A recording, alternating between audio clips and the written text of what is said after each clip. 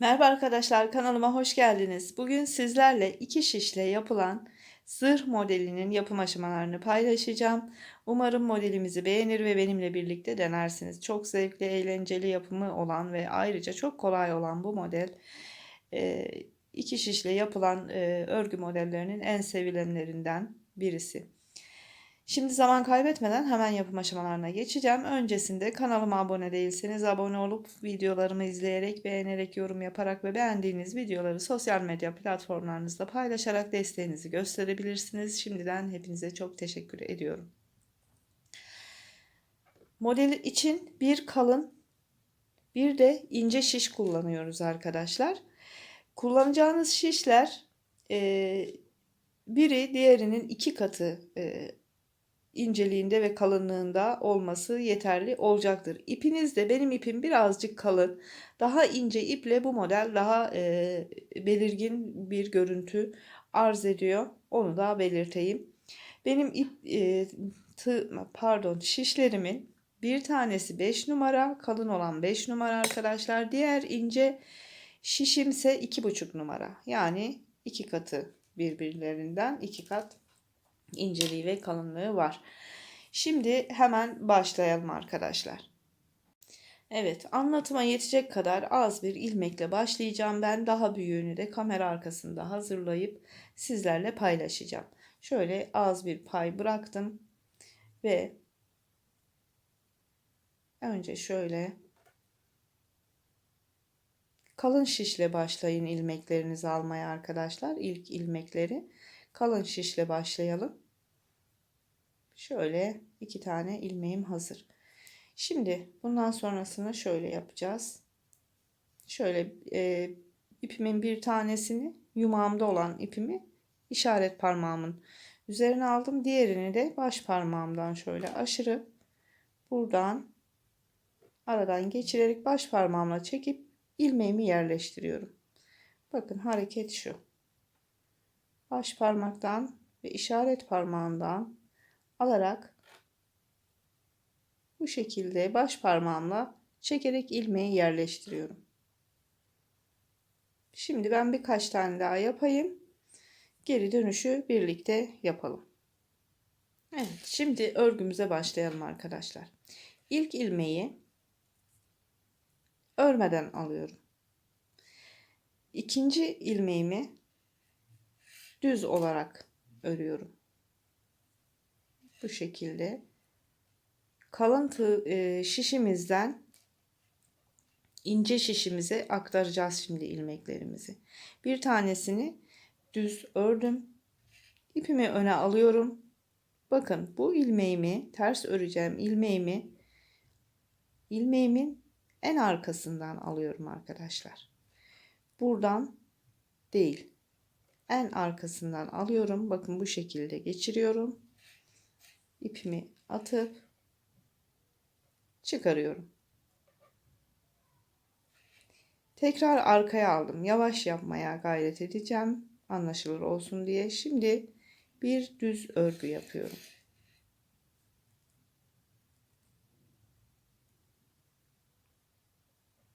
Şöyle düzelteyim. Öne aldım. Ve ilmeğimin bakın en arkasından alıyorum.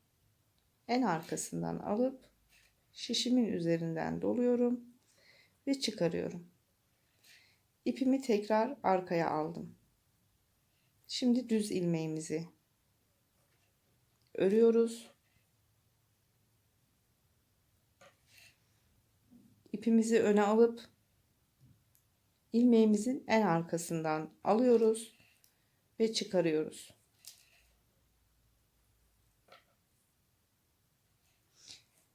Arkasına aldık. Düz örüyoruz. İpimizi öne alıp ilmeğimizin en arkasından alıp çıkarıyoruz.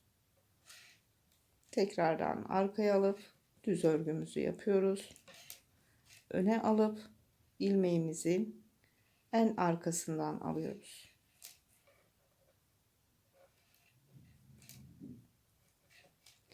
Örgümüz sadece bundan ibaret arkadaşlar. Arkadan alıyorum, çıkarıyorum. İpimi arkaya alıp düz örgü yapıyorum. Son ilmeğimi yine arkadan alıyorum ve çıkarıyorum.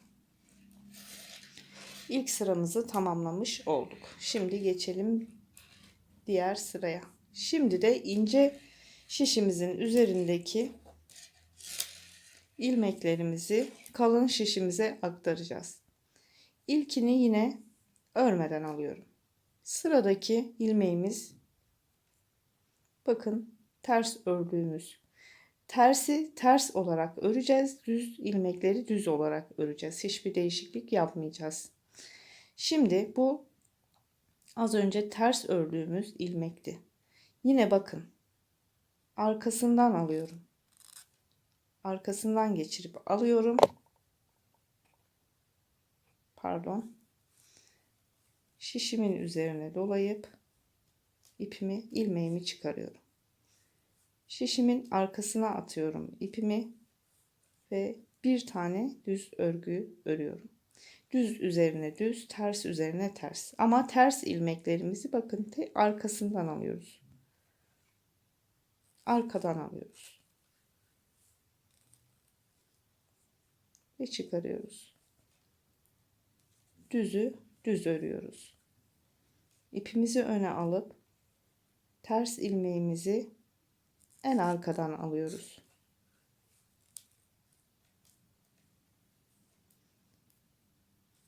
Düz ilmeğimizi düz örüyoruz. Tersi ilmeğimizin arkasından alıp örüyoruz.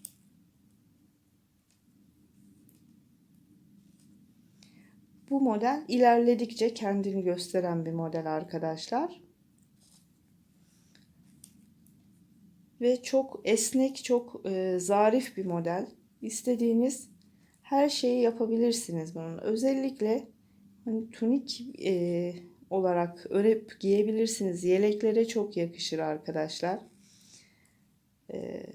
Buralarda kullanabilirsiniz rahatlıkla. Çok şık bir model oluyor. Yapımı da gayet eğlenceli dediğim gibi. Bakın, ilmeklerimizi, ters ilmeklerimizi en arkadan alıp çıkarıyoruz. Bir kalın bir ince şişle ördüğümüzde de çok hoş bir görüntüsü oluyor sıralar ilerledikçe. Şimdiden belli olmaya başladı bile. Çok da dediğim gibi esnek bir yapısı var. Bir sıra daha örelim birlikte arkadaşlar. Şimdi kalın şişimizdekileri ince şişimize aktaracağız. İlk ilmeğimizi yine örmeden alıyoruz. Bu ilmeğimiz düz ilmek. Düz olarak örüp alıyoruz. İpimizi ön tarafa alıp ters ilmeğimizi bakın en arkadan geçirip alıyoruz.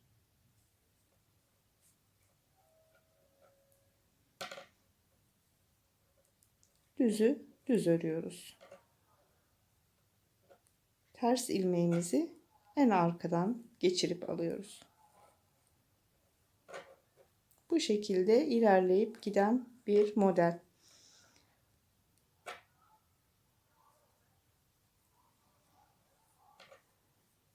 Ben burada sonlandıracağım videoyu.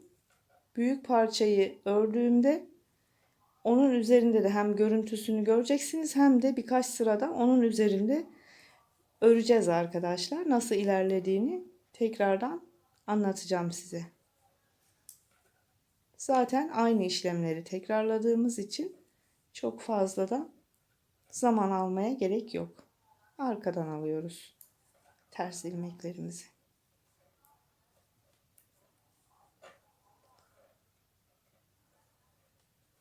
Bu şekilde. Bakın, şimdiden esnekliğini fark edebilirsiniz zaten. Çok esnek bir model olacak. Çok zarif bir model olacak. Şimdi ben daha büyüğünü hazırlayacağım sizin için. Ve o büyük parçada da birkaç sırada beraber örüp videomuzu sonlandıracağız. Evet arkadaşlar, modelimize bir sırada büyük parçamızda devam edelim. Şimdi yine ilk ilmeğimi örmeden alıyorum ve yandaki ilmeğim düz olduğu için düz olarak örüp alıyorum onu.